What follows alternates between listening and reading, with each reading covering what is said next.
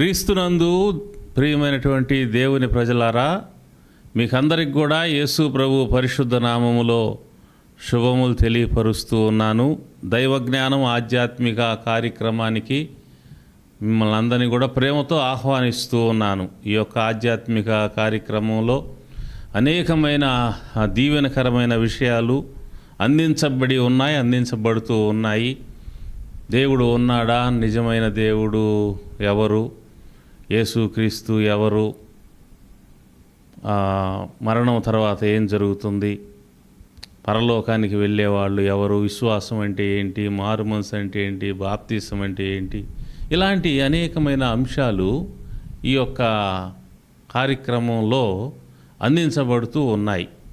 కొన్ని అందించబడి ఉన్నాయి, మరికొన్ని అందించబడుతూ ఉంటున్నాయి. ఇవన్నీ కూడా యూట్యూబ్లో మీకు అందుబాటులో ఉన్నాయి. దైవజ్ఞానం పాల్ అని టైప్ చేసి సెర్చ్ చేసినట్లయితే ఈ వీడియోస్ అన్నీ కూడా మీరు చూడవచ్చు. ఇవి మీకు దీవెనకరంగా ఉన్నట్లయితే వీటిని ఇతరులకు కూడా షేర్ చేయాల్సిందిగా కోరుతూ ఉన్నాను. ఆ విధంగా ఆ సందేశాలు ఇతరులు కూడా విని వారు మేలు పొందుతారు. మరి ఈ కార్యక్రమాల కొరకు మీ ప్రార్థనలో జ్ఞాపకం చేసుకోవాల్సిందిగా కోరుతూ ఉన్నాను. ఈ రోజున ఒక దీవెనకరమైన అంశాన్ని మీతో పంచుకోవాలని ఆశిస్తూ ఉన్నాను. ఈ సందేశంలో 3 ప్రధానమైన అంశాలు ఉంటూ ఉన్నాయి. ఒకటి, నిజమైన దేవుణ్ణి గుర్తించడం ఎలాగా? రెండవది, చనిపోయిన వారు తిరిగి బ్రతుకుతారా?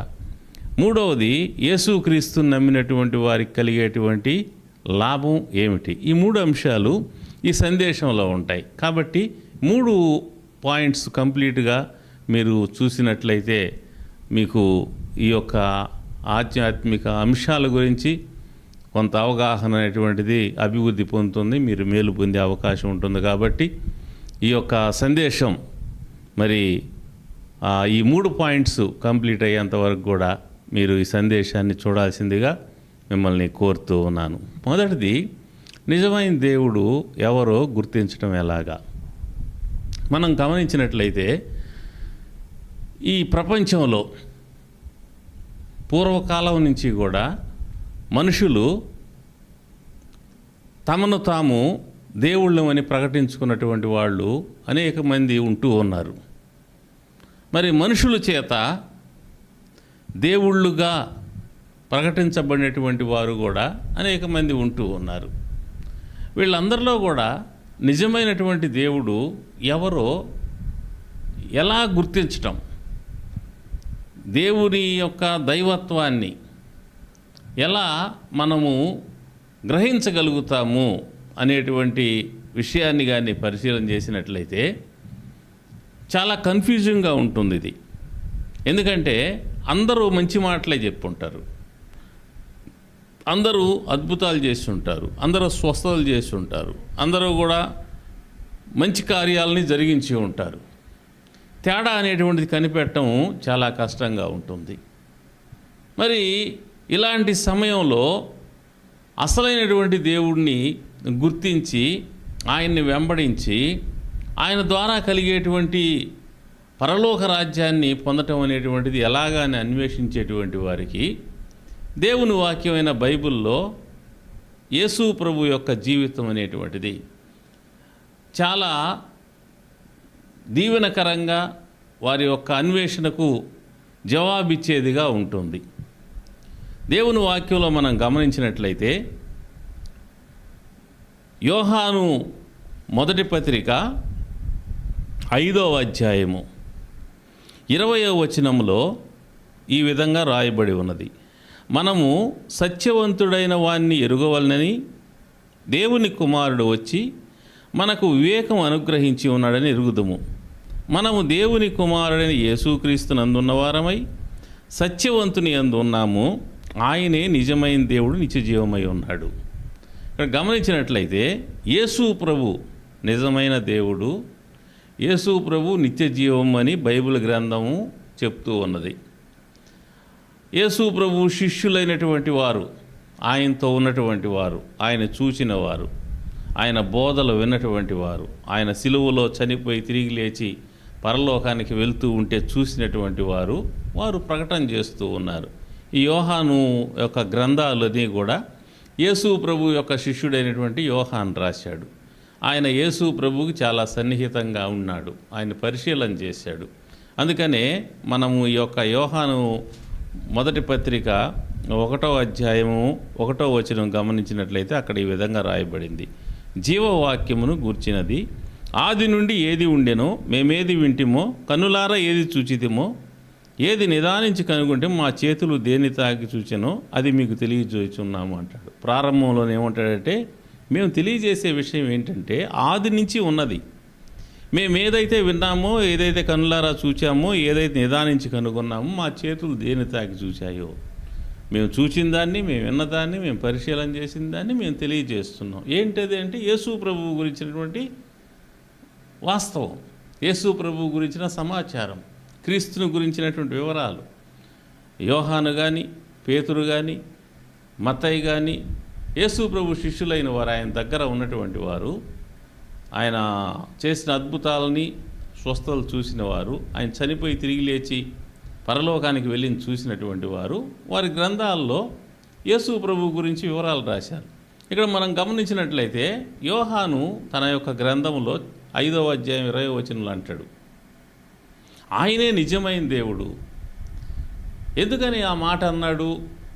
ఈ ప్రపంచంలో చాలామంది ఉన్నారు కదా, మరి వీళ్ళందరిలో యేసు ప్రభువునే ప్రత్యేకించి ఆయనే నిజమైన దేవుడు అనే మాట ఎందుకు అనాల్సి వచ్చింది అంటే, యేసు ప్రభువులో ఉన్నటువంటి ఆ యొక్క జీవితం, ఆయన యొక్క క్యారెక్టర్, ఆయన యొక్క పవర్ అన్నీ కూడా దగ్గర నుంచి చూసినటువంటి వాడు యోహాను. కాబట్టి ఆయన యేసు ప్రభుని స్వయంగా దగ్గర నుంచి పరిశీలన చూశాడు కాబట్టి, యేసు ప్రభు బోధలు విన్నాడు కాబట్టి ఆయన స్టేట్మెంట్ ఇస్తూ ఉన్నాడు, ఆయనే నిజమైన దేవుడు అనేటువంటి మాటను. ఈ మాట మనం పాత నిబంధనలో చూస్తాం. ఇర్మియా గ్రంథంలో 10వ అధ్యాయములో 10వ వచనంలో ఇలా ఉంది: యెహోవాయే నిజమైన దేవుడు, ఆయనే జీవము గల దేవుడు, సదాకాలము ఆయనే రాజు. సరే, యెహోవాయే నిజమైన దేవుడు, ఆయనే జీవము గల దేవుడు, సదాకాలం ఆయన రాజు. సో యెహోవా దేవుని గురించి రాయబడిన మాట ఏంటంటే ఆయన నిజమైన దేవుడు. ఇదే మాట యేసు ప్రభువుకి మరి వాడబడింది, క్రీస్తు నిజమైనటువంటి దేవుడు అనేటువంటి విషయం. ఎందుకని ఆయన నిజమైన దేవుడు అని వాళ్ళు గుర్తించగలిగారు?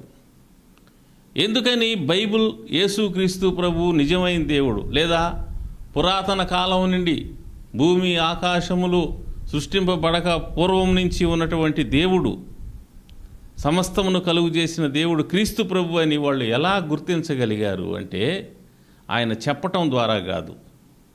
చెప్పడం అనేది ఎవరైనా చెప్పొచ్చు, నేను దేవుణ్ణి, నన్ను నమ్మండి అని, నేనే దేవుణ్ణి అని చెప్పొచ్చు, ఏ మనిషి అయినా చెప్పొచ్చు. అలాగనే పురాతన కాలం నుంచి కూడా ఈ ప్రపంచంలో అనేక మంది మనుషులు తమ దేవుళ్ళుగా చెప్పుకుంటూ వచ్చారు. మనుషులు అనేకులు వారిని పూజ చేస్తూ, ఆరాధన చేస్తూ, నమస్కరిస్తూ, వెంబడిస్తూ వచ్చారు. ఇలాంటి పరిస్థితుల్లో యేసుక్రీస్తు ప్రభువును, ఆయన గురించినటువంటి ఆ వివరాలన్నీ కూడా తెలుసుకున్నటువంటి భక్తులైనటువంటి వారు కానీ, ఆయన్ని కనులారా చూసినటువంటి వారు కానీ, వారు ఇస్తున్నటువంటి స్టేట్మెంటు యేసు ప్రభు గురించి ఆయన నిజమైన దేవుడు. కారణం ఏంటంటే, ఒక ప్రధానమైన కారణము, మిగతా వాళ్ళకి యేసు ప్రభుకున్న ప్రధానమైన కారణం నేను చూపిస్తాను. చూడండి, రోమాపత్రిక, పౌలు రోమీలకు రాసినటువంటి పత్రిక 1వ అధ్యాయము 7వ వచనాన్ని నేను చదువుతాను. యేసుక్రీస్తు శరీరమును బట్టి దావీదు సంతానముగాను, మృతుల్లో నుండి పునరుద్ధానుడైన పరిశుద్ధమైన ఆత్మను బట్టి దేవుని కుమారుడుగాను ప్రభావంతో నిరూపించబడెను. ఇక్కడ గమనించండి, ఈ రోమాపత్రిక 1వ అధ్యాయం 1 నుంచి 7 వచనాలు కలిసి ఉన్నాయి మొత్తం.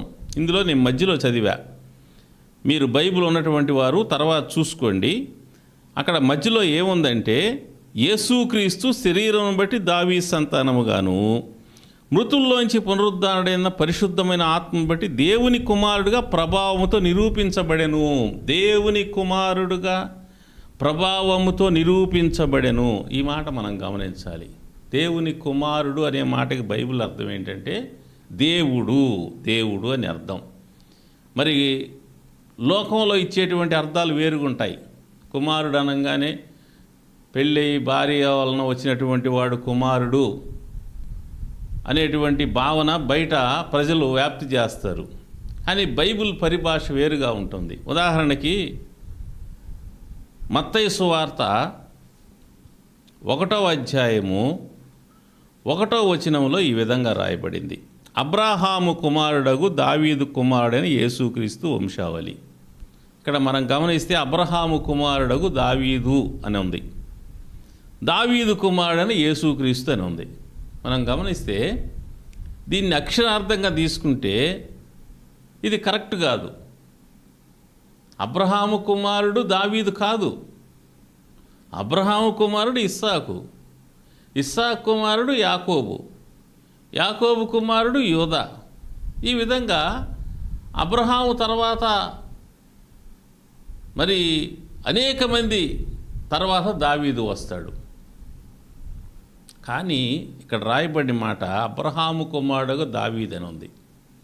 అంటే కుమారుడు అంటే అబ్రహాములో నుంచి వచ్చిన వాడనే కానీ అర్థం అక్షరార్థంగా తీసుకోకూడదు. కాబట్టి బైబిల్ యొక్క భాష అందరికీ అర్థమయ్యేది కాదు.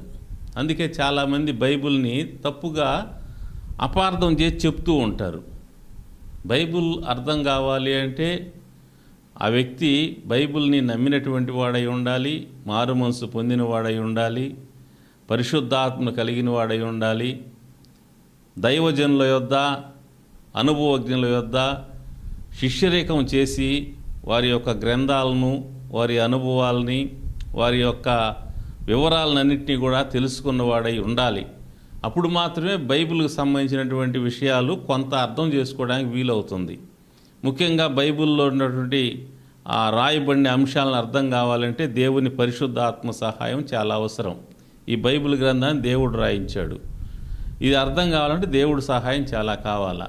దేవుడి సహాయం లేకుండా అర్థం చేసుకుంటే అవి అపార్థాలు వస్తాయి.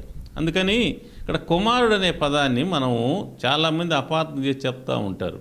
దేవుడికి పెళ్ళి ఎప్పుడైంది, కుమారుడు ఎప్పుడు పుట్టాడని అపహాసించేటువంటి వాళ్ళు కూడా ఉన్నారు, ఎగతాళి చేసేవాళ్ళు కూడా ఉన్నారు. వాళ్ళు ఆ విధంగా తప్పుగా అర్థం చేసుకోవటం వల్ల అలా చేస్తున్నారు. దేవుడు మరి వారికి ఆ జ్ఞానాన్ని అనుగ్రహించాలి. సో ఇక్కడ మనం గమనిస్తే దేవుని కుమారుడు అనే మాట మనం చూస్తాం. దేవుని కుమారుడుగా ప్రభావముతో నిరూపించబడెను, రోమాపత్రిక 1:7. దేవుని కుమారుడు అంటే అర్థం ఏంటి? దేవునిలో నుంచి వచ్చినవాడు. యేసు ప్రభు అంటాడు యోహాను సువార్త 10వ అధ్యాయంలో 14వ అధ్యాయం 2 అధ్యాయాల్లో కూడా తండ్రి నేను ఏకమై ఉన్నామని ఒక చోట అంటాడు. నన్ను చూచినవాడు తండ్రిని చూచి ఉన్నాడని, తండ్రి యందు నేను నా యందు తండ్రి ఉన్నామని మీరు నమ్మట్లేదా అని 14వ అధ్యాయంలో అంటాడు. కాబట్టి తండ్రి యందు ఆయన ఉన్నాడు, ఆయన యందు తండ్రి ఉన్నాడు. సో ఆయన యందు తండ్రి ఉన్నాడు, తండ్రి యందు ఆయన ఉన్నాడు. తండ్రి యందు ఎప్పుడు ఉన్నాడు? జగతికి పునాది వేయబడక మునుపు యుగ యుగముల నుంచి తండ్రి యందు ఉన్నవాడు ఆయన, దేవునిలో ఉన్నవాడు, దేవునితో ఉన్నవాడు. అందుకనే ఆయన్ని గురించి యోహాను సువార్తలో రాయబడిన మాట ఏంటంటే 1వ అధ్యాయము 1వ వచనం, ఆది యందు వాక్యము ఉండెను, వాక్యము దేవుని యొద్ద ఉండెను, వాక్యము దేవుడి అయి ఉండెను, ఆయన ఆది యందు దేవుని యొద్ద ఉండెను, సమస్తం ఆయన మూలంగా కలిగెను, కలిగి ఉన్నదేది ఆయన లేకుండా కలుగలేదు. ఇక్కడ గమనించినట్లయితే యేసు ప్రభు గురించి ఈ మాట రాయబడింది. ఆయన ఆది యందు ఉన్నాడు, ఆయన దేవుని యొద్ద ఉన్నాడు, ఆయన దేవుడుగా ఉన్నాడు. కుమారుడు అంటే అర్థం ఏంటి? దేవుడు అని. దేవుని కుమారుడు అంటే దేవుళ్ళో నుంచి వచ్చినవాడు దేవుడు. ఇప్పుడు సింహంలో నుంచి వచ్చింది సింహం అవుతుంది, మనిషిలో నుంచి వచ్చినవాడు మనిషి అవుతాడు, దేవుళ్ళో నుంచి వచ్చినవాడు దేవుడు అవుతాడు. సో యేసు ప్రభు దేవునిలోంచి వచ్చినవాడు కనుక ఆయన దేవుడు. ఇక్కడ రాయబడిన మాట అదే, ఆది యందు వాక్యం ఉండెను, వాక్యము దేవుని యొద్ద ఉండెను, వాక్యము దేవుడై ఉండెను. ఆయన దేవుని యొద్ద ఉన్నాడు, ఆయన దేవుడై ఉన్నాడు, సమస్తం ఆయన మూలంగా కలిగెను. కలిగి ఉన్నది ఏది కూడా ఆయన లేకుండా కల. కాబట్టి కుమారుడు, దేవుని కుమారుడు అనే పదానికి అర్థము దేవుడు అని. అందుకనే ఈ యోహాను సువార్త 1వ అధ్యాయంలో 18వ వచనంలో ఈ విధంగా రాయబడింది, ఎవడు ఎప్పుడైనా దేవుని చూడలేదు, తండ్రి రొమ్మున ఉన్న అద్వితీయ కుమారుడే ఆయన్ని బయలుపరిచిన. ఇక్కడ తండ్రి రొమ్మున ఉన్న అద్వితీయ కుమారుడే ఆయన్ని బయలుపరిచిన రాయబడి ఉన్నది. ఈ తండ్రి రొమ్మున ఉన్న అద్వితీయ కుమారుడే అనేటువంటి మాటకి 2 అనే నెంబర్ వేసి కింద వివరణ ఇచ్చారు. 2 అంటే లేక జనతయ కుమారుడు. అనేక ప్రాచీన పతుల్లో అద్వితీయ దేవుడని పాఠాంతరము. అనేక ప్రాచీన పతుల్లో అద్వితీయ కుమారుడు అనే దానికి ఏం రాయబడిందంటే అద్వితీయ దేవుడు అని. సో అద్వితీయ కుమారుడు లేదా దేవుని కుమారుడు అనే మాటకి అక్కడ అర్థము దేవుడు, అద్వితీయ దేవుడు, తండ్రి రొమ్మున ఉన్న అద్వితీయ దేవుడు.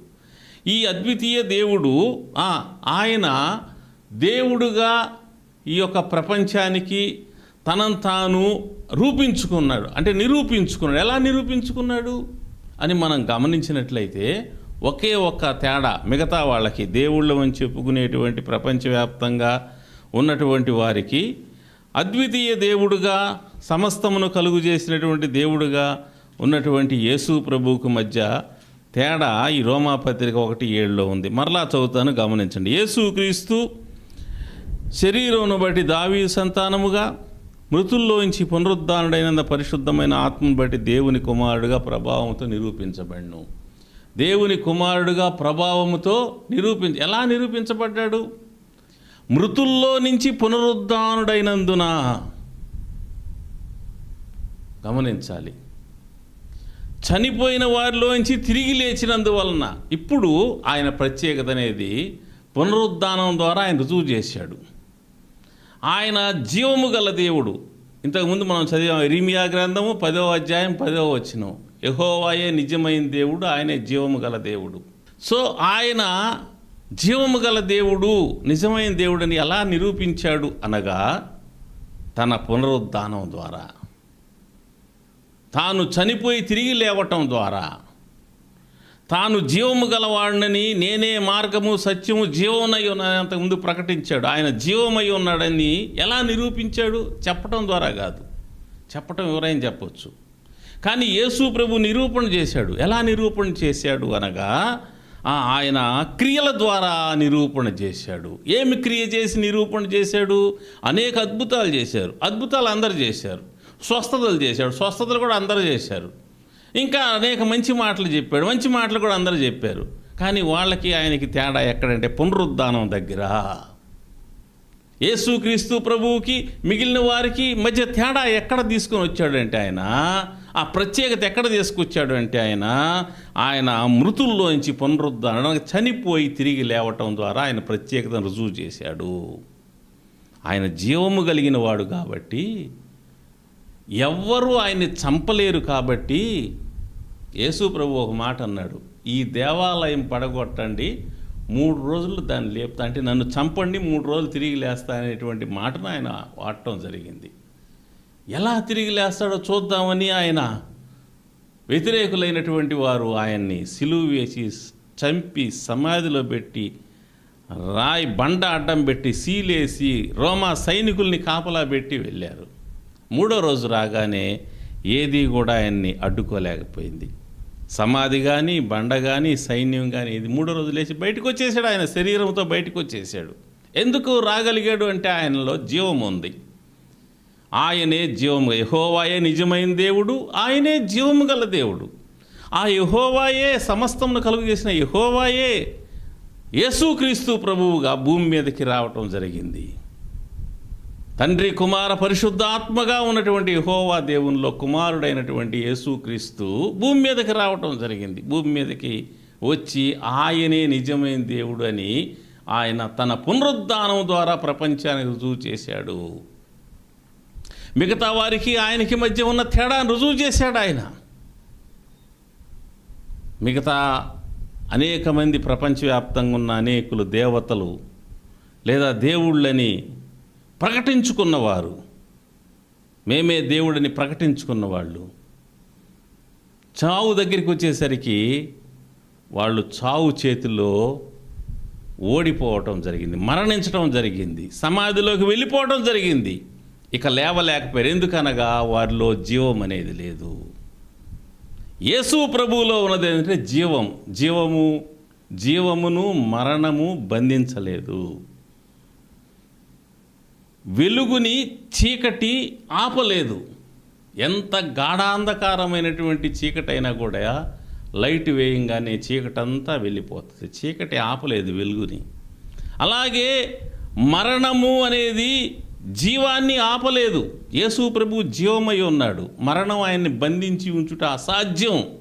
అపోస్తల కార్యం 2వ అధ్యాయంలో ఉంది, మరణము ఆయన బంధించి ఉంచుట అసాధ్యము అని. సో ఆయన్ను బంధించలేకపోయింది మరణం అనేటువంటిది. ఆయన తన పునరుద్ధానం ద్వారా తానే నిజమైన దేవుడు, తానే నిత్య జీవమై ఉన్నాడు, తానే జీవము గల దేవుడు అనేది రుజువు చేశాడు. ఆయన చెప్పిన మాటలన్నీ వాస్తవాలని ఆయన రుజువు చేశాడు. నేనే మార్గము సత్యము జీవమునై, నా ద్వారా తప్ప ఎవడు తండ్రి వద్దకు రాలేడనే మాటకు నమ్మటానికి ఆయన పునరుద్ధానం ఆధారమై ఉన్నది. నేను మొదటివాడును కడపటివాడును జీవించువాడును మృతుడినైతే ఇదిగో యుగయుగముల సజీవుడై ఉన్నాయని చెప్పిన మాటలు నమ్మటానికి ఆయన పునరుద్ధానం ఆధారమై ఉన్నది. అందుకనే ప్రపంచంలో అనేక మంది ఆయన నమ్మగలుగుతూ ఉన్నారు. ఆయన నిజమైన దేవుడని నమ్మటానికి, పరలోక రాజ్యం ఉన్నదని నమ్మటానికి మనకున్న ఆధారం ఏమిటంటే, ఆ దేన్ని బట్టి నమ్మాలి అనగా ఆయన మృతుల్లోంచి తిరిగి లేవటం వల్ల. చనిపోయిన యేసుక్రీస్తు ప్రభువు నేడు నీవు నాతో కూడా పరదైసులో ఉంటావని పక్కన ఉన్న దొంగగా చెప్పి దొంగను తీసుకొని పరదైసుకి వెళ్ళిన యేసు ప్రభువు పరదైసులోనే ఉండిపోకుండా మరలా ఎందుకు తిరిగి లేచి వచ్చాడు అనగా, ఆయన ఈ ప్రపంచానికి ఒక వాస్తవం నిరూపించాలి. మనుషులైన వారు తాము దేవుళ్ళు అని చెప్పుకుంటూ మనుషుల్ని నిజమైన దేవుడి దగ్గరికి రాకుండా, అమరత్వంలోకి రాకుండా చేస్తున్న హేతువు చేత ఆయన దిగి వచ్చి తన దైవత్వాన్ని, తన ప్రత్యేకతను ఈ ప్రపంచానికి చూపించి ప్రపంచ ప్రజలందరూ కూడా నిజమైన దేవుడు ఎవరో గుర్తించి ఆయన్ని వెంబడించి ఆయన సిద్ధపరిచినటువంటి అమరత్వంలో ప్రవేశించాలి అనేటువంటి ఉద్దేశంతో ఆయన పునరుద్ధానుడవటం జరిగింది. కాబట్టి ప్రియమైనటువంటి వారలారా, నిజమైన దేవుడు యేసుక్రీస్తు ప్రభువు అనేటువంటి విషయాన్ని మనం గమనించాలి. ఆయన చనిపోయి తిరిగి లేవడం ద్వారా ఈ సత్యాన్ని రుజువు చేశాడు. ఆయన్ని నమ్మటం ద్వారా, ఆయన్ని వెంబడించడం ద్వారా మనం ఈ లోకాన్ని వదిలిన తర్వాత నరకానికి వెళ్లకుండా తప్పించబడతాం, శిక్ష నుంచి రక్షింపబడతాం, దైవరాజ్యంలో యుగయుగాలు ఆయన మహిమలో ఉంటాం. సర్వలోకానికి వెళ్ళండి, సర్వ సృష్టికి సువార్త చెప్పండి, నమ్మి బాప్తీసం పొందిన వాడు రక్షింపబడతాడు, నమ్మని వానికి శిక్ష విధింపబడుతుంది యేసు ప్రభువు చెప్పాడు. బాప్తీసం పొందినటువంటి వారు నమ్మి బాప్తీసం రక్షింపబడతారు. యేసు ప్రభువును నమ్మి ఆయన యందు విశ్వాసం ఉంచి మారు మనసు పొంది బాప్తీసం పొందినట్లయితే నీవు ఆయన వెళ్ళిన పరలోక రాజ్యంలో స్థానాన్ని పొందుకుంటావు, ఆయనతోటి ఉంటావు, నరకం అనే శిక్ష నుంచి తప్పించబడతావు. కాబట్టి వాక్యం వినేటువంటి ప్రతి ఒక్కరు కూడా మరి ప్రభువునందు విశ్వాసం ఉంచి, ఆయన పరలోకమందు విశ్వాసం ఉంచి నరకం నుంచి రక్షింపడానికి ప్రేమతో ఆహ్వానిస్తున్న ప్రభువు మిమ్మల్ని, మీ కుటుంబాన్ని దీవించునుగాక. ఆమేన్. ప్రార్థన చేస్తాను. ప్రేమ కలిగిన తండ్రి, నీ పరిశుద్ధ గణనామానికి స్తోత్రాలు.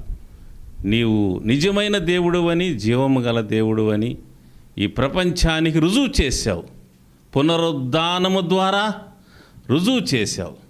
కాబట్టి ఈ ప్రత్యేకతను ప్రతి ఒక్కరూ గుర్తించి జీవము కలిగిన దేవుడు, నిజమైన దేవుడు అయిన నీ యందు విశ్వాసం ఉంచి నిన్ను వెంబడించి నీవు సిద్ధపరిచినటువంటి అమరత్వంలో ప్రవేశించేలాగన, నరకం నుంచి రక్షింపబడి దైవ మహిమలో ప్రవేశించి సదాకాలము నీతో కూడా ఉండేలాగన ప్రతి ఒక్కరిని దీవించమని కోరుకుంటూ, వాక్యమైన బిడ్డలను వారి కుటుంబాలను ఆశీర్వదించమని, స్పాన్సర్ చేసిన మీ దాసుడిని వారి కుటుంబాన్ని దీవించమని కోరుకుంటూ యేసు ప్రభు దివ్యనామంలో ప్రార్థించి స్తుతించి వేడుకుంటున్నాను తండ్రి. ఆమేన్. తండ్రి, కుమార, పరిశుద్ధాత్మ త్రియేక దేవుని సన్నిధి, సమాధానం, సకల ఆశీర్వాదములు వాక్యమైనటువంటి ప్రతి ఒక్కరికి వారి కుటుంబాలకు సదాకాలము తోడై ఉండునుగాక.